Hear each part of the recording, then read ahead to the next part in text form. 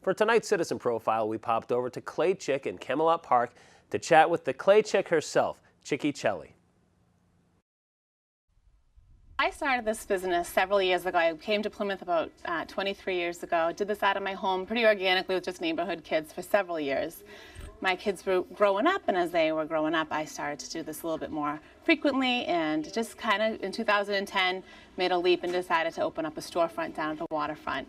I've been in this industrial park, Camelot, for this is our 7th year here this month. We've been doing empty bowls on our 4th year this year. We've been doing it, it was a great collaboration between South Shore Community Action Council, our local town high schools, and myself. We all kind of had the same idea at the same time to come together and do something for the community that would affect people who are having food insecurity. Empty Bowls is a great program. There's a few opportunities to create.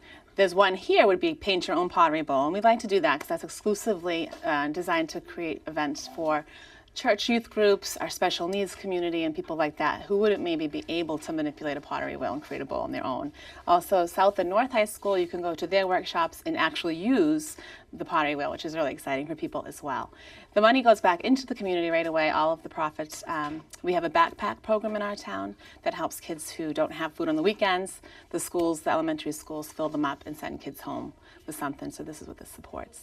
The thing that excites me most is that we're taking basically dirt when we're working with pottery. Dirt, water, and fire. 3 really amazing elements in our environment, and we're putting them together and just seeing what happens for the most part. So you have to have some insight to how the kilns work, however, but when we have a little kid who has a little idea that I say, okay, if you can sketch that out, my job's to make sure it stays together, doesn't explode, etc.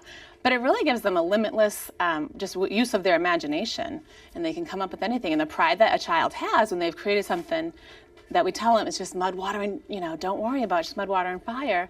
It just evokes that excitement because they didn't even know that that's where a plate came from or a bowl came from. That that's how it's produced.